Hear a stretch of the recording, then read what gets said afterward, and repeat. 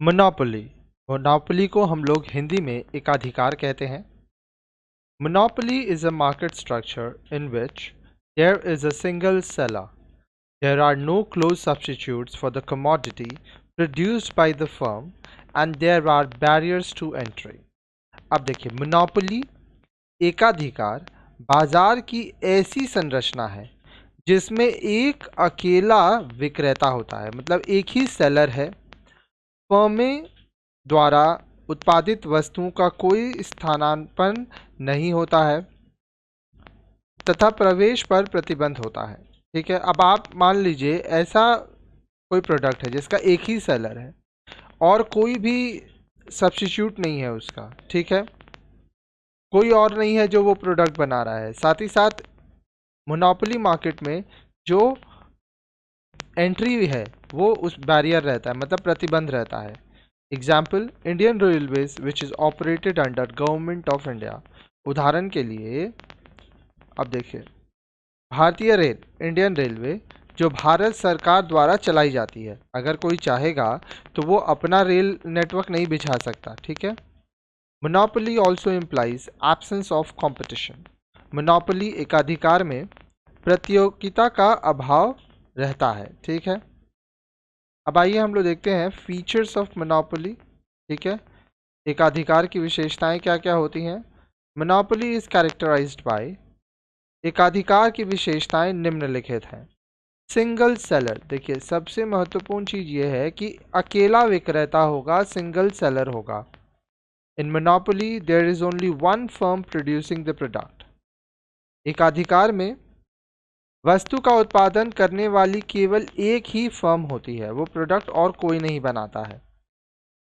The whole industry consist of this single firm. पूरा जो उद्योग है, समस्त उद्योग इस अकेली फर्म से बनता है। Thus, under monopoly, there is no distinction between firm and industry. इसलिए मोनोपोली जो होता है एकाधिकार में फर्म तथा उद्योग, फर्म एंड इंडस्ट्री में कोई अंतर नहीं होता। Being the only firm, there is significant control of the firm over supply and price. अब देखिए, अकेली फर्म है, इसके कारण फर्म का वस्तु की पूर्ति और कीमत पर महत्वपूर्ण नियंत्रण होता है। Thus, under monopoly, buyers do not have the option of buying the commodity from any other seller. इस प्रकार एकाधिकार में क्रेताओं के पास किसी दूसरे विक्रेता से वस्तु के क्रय करने का कोई विकल्प नहीं होता। They have to buy the product from the firm or they can go without the commodity. अब देखिए, जो बायर है उन्हें या तो फर्म से वस्तु खरीदनी पड़ती है या उन्हें वस्तु के बिना रहना पड़ता है। This fact gives immense control to the monopolistic over the market. अब यह तथ्य एकाधिकारी को बाजार पर नियंत्रण प्रदान करता है। अब सोचिए, आप अकेले सामान बेच रहे हैं तो आप जो दाम रखेंगे वही दाम पे वो बिकेगा। अगर कोई कस्टमर आता है और आप उसको जो प्राइस बोल रहे हो, अगर वो उसमें आपसे आप लोगों का बिजनेस नहीं हो पाया, मान लीजिए वो सेटिस्फाई नहीं हो पाया, उसको लग रहा है बहुत ज़्यादा प्राइस है, तो उसके पास कोई ऑप्शन नहीं है, या तो वो आपसे लेगा या तो फिर छोड़ के चला जाएगा। ठीक है, क्योंकि आप अकेले उस चीज़ पर काम कर रहे हो। आगे देखिए, नो क्लोज सब्स्टिट्यूट, निकट स्थानांतरण का अभाव, मतलब उस तरह का प्रोडक्ट और आसानी से नहीं मिल रहा है। There are no close substitute of the product produced by the monopolist firm. एकाधिकारी फर्म द्वारा उत्पादित वस्तु की निकट स्थानांतरण वस्तु नहीं होती। If there are close substitute of the product in the market, it implies presence of more than one firm and hence no monopoly. अब देखिए, यदि बाजार में वस्तु की निकट स्थानांतरण वस्तुएं होती हैं तो यह एक से अधिक फर्म होने के संकेत है और इसलिए एकाधिकार नहीं है। क्योंकि देखिए, मोनोपोली में क्या होगा, एक ही फर्म होगा जो कि माल बेचेगा। ठीक है, तो इस केस में आपको ये ध्यान देना है कि अगर कोई ऐसा प्रोडक्ट है जो कि दूसरे जगह भी मिल रहा है, उसका सब्स्टिट्यूट है, तो इसका मतलब ये हो रहा है कि यहाँ पर मोनोपोली नहीं है। ठीक है, आगे देखिए।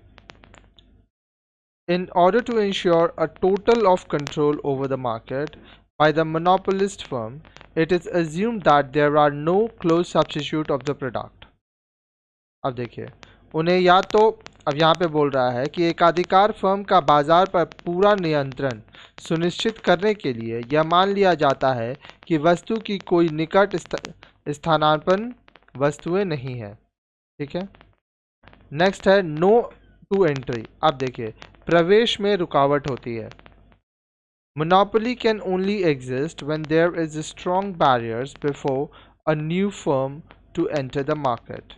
एकाधिकार तभी हो सकता है जब एक नई फर्म के प्रवेश में भारी रुकावटें होती हैं। In fact, once a monopoly firm starts producing the product, no other firm can produce the same. वास्तव में एक बार एक एकाधिकारी फर्म वस्तु का उत्पादन प्रारंभ कर देती है तो कोई अन्य फर्म उसका उत्पादन नहीं कर सकती।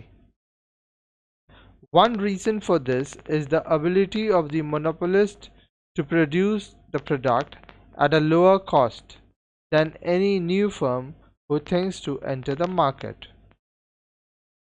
अब देखिए, इसका एक कारण यह है कि एकाधिकारी फर्म किसी नई फर्म से जो बाजार में प्रवेश करने का विचार रखती है, कम लागत पर वस्तु का उत्पादन करने की योग्यता रखती है। If a new firm who knows that it cannot produce at a lower cost than the monopolist, then that firm will never enter the market for fear of losing out in competition. अब देखिए, बोल रहा है यदि एक नई firm जो यह जानती है कि वह एकाधिकारी से कम लागत पर वस्तु का उत्पादन नहीं कर सकती, तो वह फर्म प्रतियोगिता में हारने के डर से बाजार में कभी प्रवेश नहीं करेगी। Similarly, the monopolist who is operating for a long time may be enjoying reputation among its customers and is in a better position to use the situation in its own benefit. अब देखिए, बोल रहा है इसी प्रकार एक एकाधिकारी firm जो दीर्घकाल से कार्य कर रही है अपने ग्राहकों में ख्याति प्राप्त कर चुकी होती है। ठीक है, और इसका अपने लाभ के लिए प्रयोग करने में अच्छी स्थिति में होती है। A new firm has to take long time to achieve this and so may not be interested to enter the market. एक नई फर्म को इसे प्राप्त करने में अधिक समय लगेगा, इसलिए वह बाजार में प्रवेश करने में रुचि नहीं रखती। फिर आता है प्राइस मेकर, कीमत निर्धारक। Being the single seller of the product, the monopolist has full control over the pricing of the product. अब देखिए, अकेला विक्रेता होने के कारण एकाधिकारी का वस्तु की कीमत निर्धारण पर पूरा नियंत्रण होता है। On the other hand, if there is a large number of buyers in the market, then no single buyer exercises any significant influence over price determination. Thus, it is a seller's market. The monopoly firm is a price maker. अब देखिए, अकेला विक्रेता होने के कारण एकाधिकारी का वस्तु की कीमत निर्धारण पर पूरा नियंत्रण रहता है, वह जिस दाम में माल चाहे बेचता है। दूसरी ओर यदि बाजार में क्रेताओं की बड़ी संख्या है, अगर बहुत सारे बायर्स हैं, तो कोई अकेला क्रेता कीमत निर्धारण में महत्वपूर्ण प्रभाव नहीं रखता। इस प्रकार वह एक विक्रेता का बाजार है। ठीक है, thus it's a seller market, so monopoly firm is a price maker. इस प्रकार यह एक विक्रेता का बाजार है, इसलिए एकाधिकार फर्म कीमत निर्धारक होता है, वह जो दाम चाहे वह दाम रख सकता है। फिर आता है प्राइस डिस्क्रिमिनेशन, कीमत विभेद। Having considerable control over the market on account of being single seller with no entry of other firms, the monopolist can exercise policy of price discrimination. It means that the monopolist can sell different quantities of the same product to a consumer at different price, or some same quantity to different consumers at different prices by adjudging the standard of living of the consumer. अब देखिए बोल रहा है कीमत जो है, कीमत विभेद, प्राइस डिस्क्रिमिनेशन, अकेला विक्रेता अन्य फर्मों का प्रवेश न होने के कारण तथा बाजार पर काफी नियंत्रण रखने के कारण एकाधिकारी कीमत विभेद की नीति का उपयोग कर सकता है।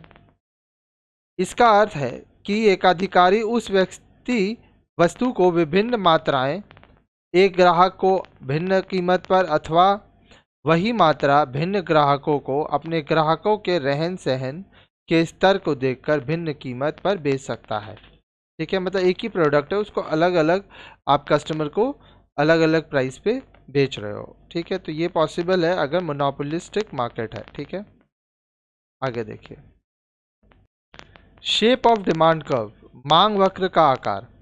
Since a monopolist has full control over the price, therefore he can sell more by lowering the price. This makes the demand curve downward sloping. As there is no competition of the firm in the market, demand curve is inelastic. See figure 2. अब देखिए, क्योंकि एकाधिकारी का बाजार पर पूरा नियंत्रण होता है, इसलिए वह कीमत कम करके अधिक बिक्री कर सकता है। इससे मांग वक्र नीचे की ओर ढाल वाला होता है। बाजार में फर्म को प्रतियोगिता के अभाव में उसका मांग वक्र बेलोचदार होता है। तो देखिए यहाँ पे जो डिमांड कर्व है वो इस बात पर डिपेंड करता है कि आपका प्राइस क्या है।